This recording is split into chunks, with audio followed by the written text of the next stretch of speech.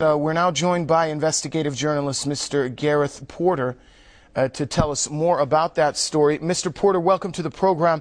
According to that very individual who I just mentioned, who spoke to us earlier here on Press TV, levels of uranium have been found in blood and urine tests taken away from Afghans. First of all, does this news come as a surprise to you? Well, of course, there's plenty of evidence from past years about the use of depleted uranium in all the wars, recent wars of the United States, including the first Gulf War, the invasion of Iraq, and as well as Afghanistan. So, no, this is not a surprise at all. In fact, I think it's well established that the U.S. military has been using depleted uraniums, particularly with regard to the bullets or ammunition that are used by the A-10 Warthog aircraft, and specifically to penetrate armor or any target that is conceived to be or imagined to be hard to penetrate. This is what depleted uranium shells are used for. That's what they're specialized for. They are the hardest substance that they've been able to find for penetrating armor.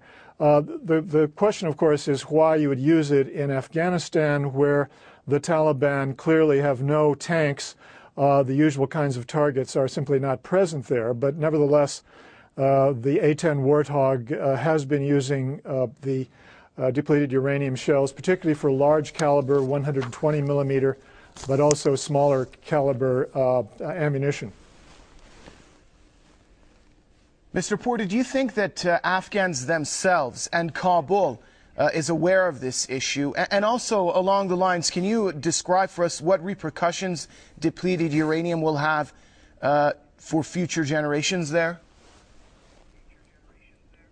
Yes, what people need to understand is that depleted uranium shells are shells that are extremely they cause extreme heat in the course of being fired at the target and arriving at the target, and as a result the uranium burns up and it releases very tiny units of uranium into the atmosphere, and this is how human beings can ingest the uranium in very easily and cause, of course, toxic consequences for the human body, as well as certainly deformities in children born to families who are experienced or exposed to the depleted uranium.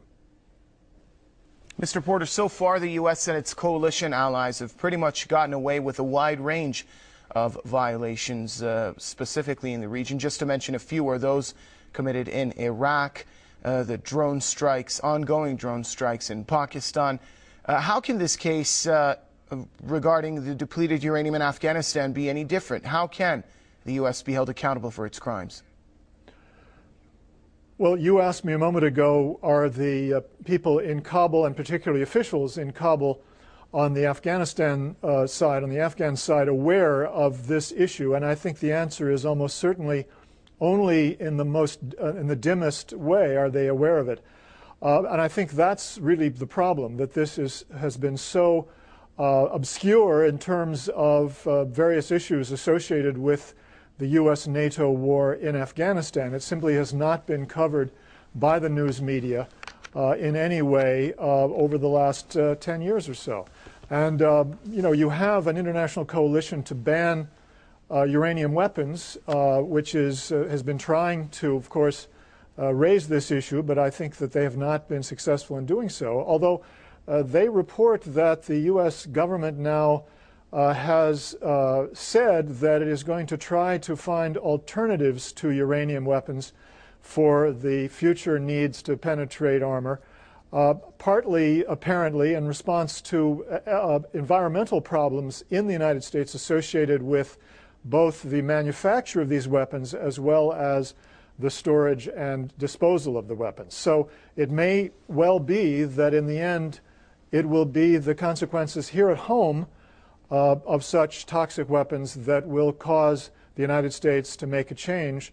This, of course, is the history of U.S. use of highly dangerous weapons, that they always cause damage to the population here at home as well as to those against whom they're used abroad. All right, many thanks. Investigative journalist Mr. Gareth Porter from Washington, thank you for your time.